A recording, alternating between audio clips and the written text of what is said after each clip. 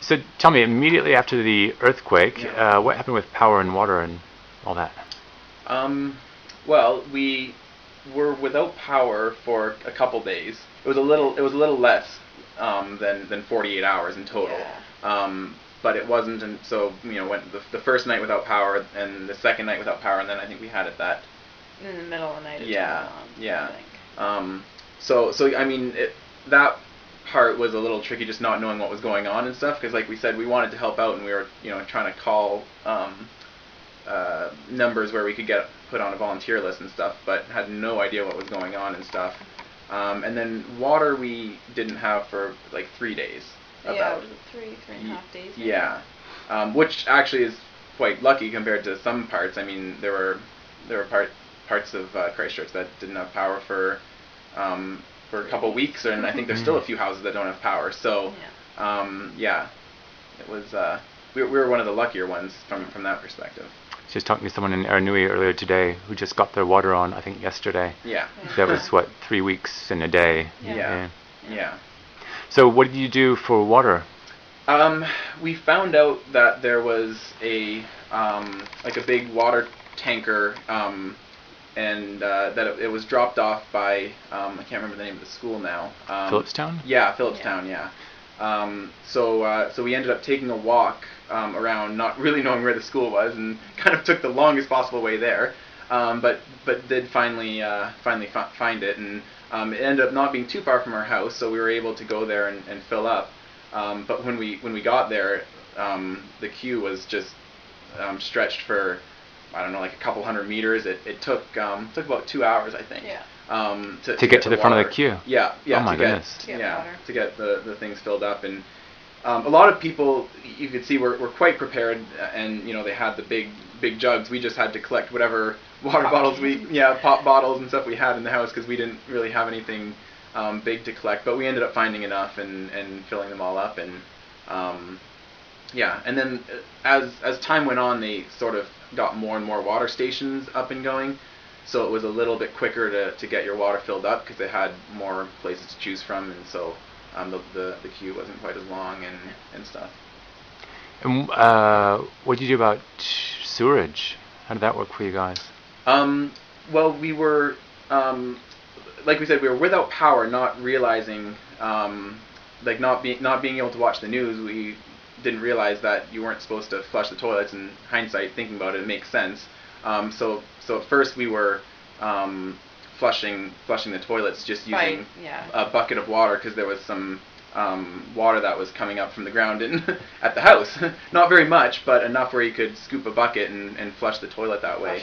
But then once we got power, then we saw that you're not supposed to flush the toilets, which makes sense, because a lot of the sewage lines were broken, and so they were getting right into the lakes and oceans, and in some cases, like, people had sewage coming into their backyard because of all the broken pipes and stuff.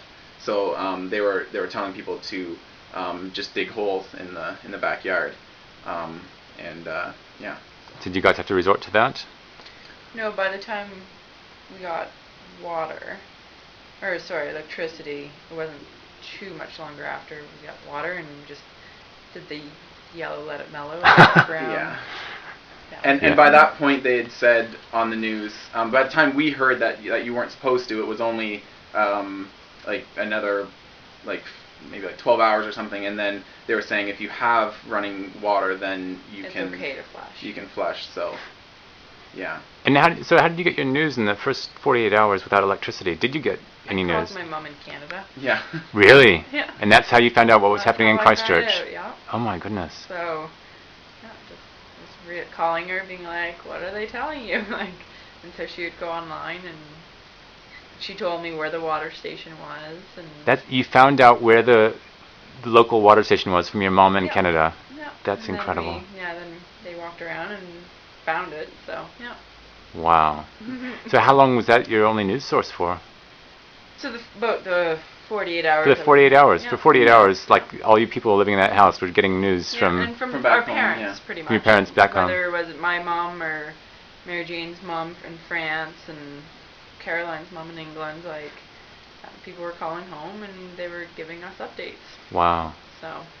So that phone must have been very popular. Yeah, so non-stop. It's a good thing it wasn't an electrical phone, I suppose. Yes. It was, Yeah. yes. You must have had a very clever landlord. Serendipitous, I think, is probably more the term. And you were saying before that a neighbor's lawn got covered in liquefaction. Yeah. Yeah. Our immediate neighbor, right immediately after the earthquake, the water started coming up right away, and it didn't take long until like there was a layer of water across the whole front lawn and coming onto the road, and it kept going for quite a while, like a couple days. It was still coming up, and then by the end, like it wasn't nearly as bad as some neighborhoods, but by the end there was a layer of silt over the whole. You couldn't see any more grass. It was like a beach. Yep. Wow. Yeah, it looked like they were right there on the sand, and it was hard to like. I don't think it was more than a few inches, but it was enough to cover the whole lawn. So you couldn't see any blades of grass poking out? No. Wow. But I don't think I've noticed any trace of that. They've got the sand off. Yeah, they shoveled it pretty quickly. Yeah. Wow. Yeah. They did that themselves, or the Student Volunteer Army? No, I think they did that themselves. Yeah. That's very impressive. Mm-hmm.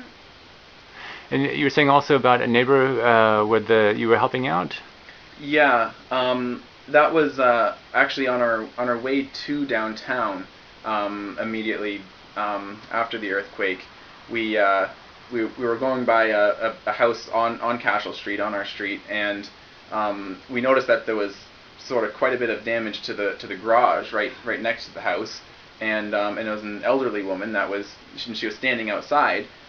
So just because of all the damage, we wanted to make sure that she was okay, and that and just to see what was going on, and she immediately invited us in the home to see all the damage. Show all the wreckage. So she was fine, but the house, like everybody's house, was a disaster, and some furniture was out of place and broken glass everywhere, and I think she said she was 86 years old or 87, something like that. And living on her own. Living on her own, doesn't have any family around, and so we were asking her this, and she was saying how she didn't have any family or anything. Mm-hmm. So obviously that was, there was more stuff to do there than she would be able to do on her own. Yeah.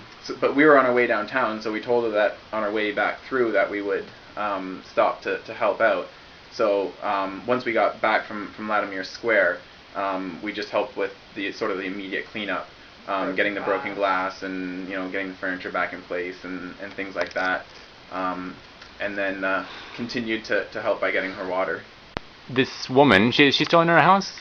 Still in her house, yeah. The 86-year-old woman. Yeah. What's her name? Sorry. Kate. And so how long were you came? Went to Latimer Square. You helped with triage and first aid. You came back and you helped clean up her broken glass and stuff. Yeah, and then following the days after that, we'd go visit and bring her water, and we still visit today. We're going for a visit soon. Oh, good on you. Yeah. Good on you. So yeah, and she's super grateful and was just showing us pictures and this and that. So she likes the visits. Wow. And her house is livable? Yes. Yeah, definitely. So you say it was really badly messed up. It was just the furniture. The furniture and the glass and the different plates that were kind of on display and stuff. So that was just kind of all down and broken. So something that she really shouldn't be cleaning all of it herself. So, but yeah, so we just kind of helped out with that and brought her water the following days, and then just kept visiting.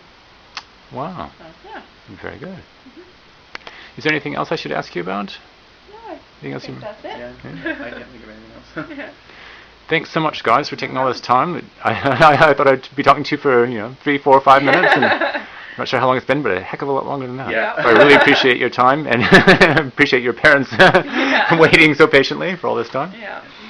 So have a good rest of your trip in New Zealand. Will do. Thank you. Sure. And hopefully you'll come back one day. Oh, I'm sure I'd like to. See the rebuilt Christchurch. Yeah, for sure. The first stages of which I guess you played a big role in. Yeah. Rebuilding starts with the first aid and the cleaning and Yeah. So perfect.